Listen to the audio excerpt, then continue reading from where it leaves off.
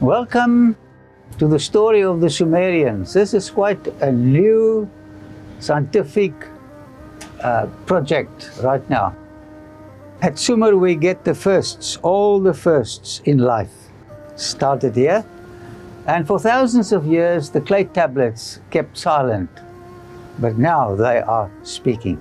This place is called Nippur, and we're in a little house that the Americans built while they were excavating here.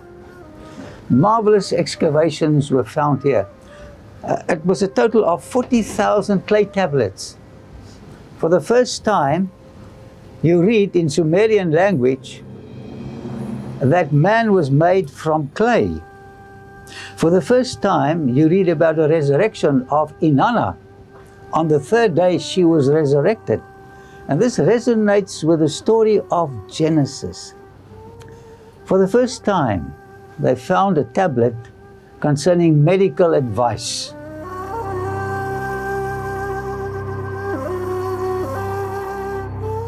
And then you also find the story of a person that parallels the story of Job.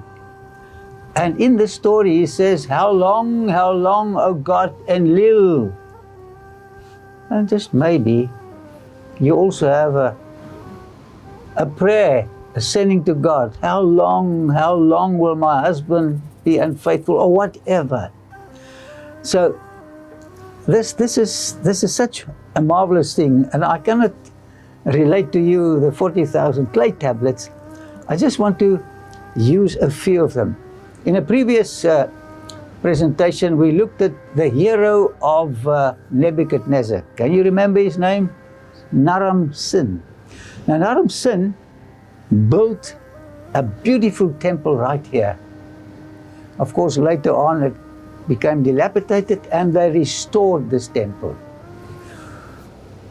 And now let's just move away to something else which fascinated me in my research.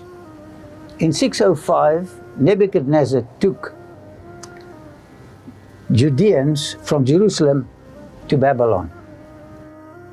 This was repeated in 597. They became rebellious, Jehoiakim, and Nebuchadnezzar was forced to put them in exile.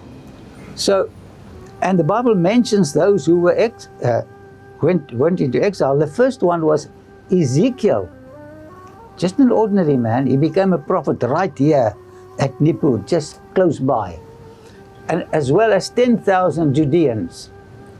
Now, when you walk through the museums and you look at the way people were exiled, they were naked. It's shocking. They died on the way of cold and exposure, but eventually they came here. Now, there was a reason why God allowed the exile.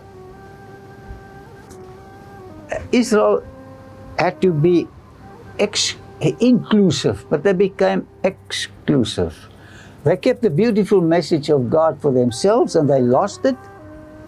But God had a burden for these polytheists of Sumeria to also accept the beauty of his character and salvation. Now, in Babylon, you had Nebuchadnezzar worshipping Marduk. But listen to what's happening here. Nebuchadnezzar took Ezekiel and the 10,000, I don't know how many were left, to Nippur. The Kebar River was a canal just flowing besides Nippur. And of course, he had a message to tell them about his God. And I believe some of the exiles that came with him also testified of the faith of their gods. Because here Enlil were worshipped. And whenever a king of this entire Sumer, whenever a king was enthroned, he had to get permission and the blessings of the god Nippur. You have the same situation at Rome today. And when I researched this, I I was astonished at the parallel descriptions of what happened. And then something that fascinated me as well. We have the lamentations in the book of Jeremiah. The same thing that happened to Jerusalem, the destruction of Nebuchadnezzar eventually in 586, happened to the people of Nippur. But they came back and they had to restore their city. Just like the prophecy said that Jerusalem would also be restored. So he could relate the lamentation written by Jeremiah to these people. And when you read the book of Ezekiel, it is the most beautiful syntax, grammar, poetry. It is similar to the lamentations of the destruction of Uruk, and Nippur. So he had something to relate to them, telling about his God. And if ever you want to read a marvelous piece of inspired literature, please read the book of Ezekiel. He was here.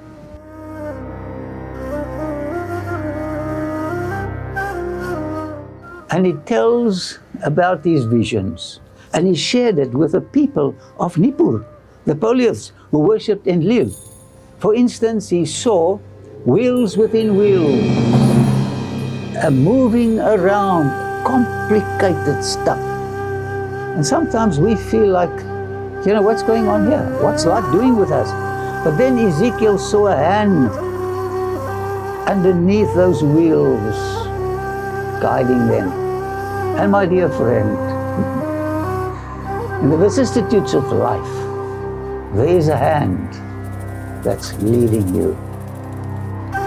And the profile that Ezekiel gives of God is so beautiful. So he could speak to the people who worship Enlil and say, this is a profile of the God of Israel. And then he also encouraged the exiles in Babylon and here and in Jerusalem. And he said, one day, this was a conditional prophecy, there will be a tree of life, and he describes it in the last few chapters of the book of Ezekiel. And there will be water of life, which you will enjoy. Unfortunately, they did not obey, and they never received the blessings God had intended for him. It was conditional. And my friend, the word for freedom was first written on a clay tablet right here. If you obey God and you don't kill people, you'll enjoy freedom.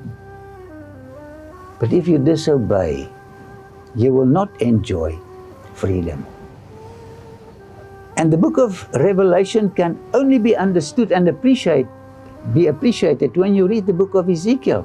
It speaks of Gog and Magog, an enemy in the time of Judah. And when you come to the book of Revelation, you have the same situation, a Gog and a Magog.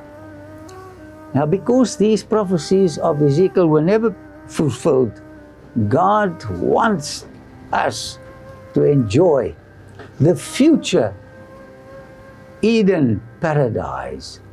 And in Revelation 21 verses 1 to 5, he says, a land is waiting for you and me, land without tears, a land without struggle, a land without rejection, a land without pain. We cannot get there on our own. But Ezekiel in chapter 36 says, God wants to write His law of love on our hearts. And if you allow Him to do this inscription, like we see inscriptions around here, you will enjoy a land of eternal peace. God bless you as you read the Bible, especially the book of Ezekiel.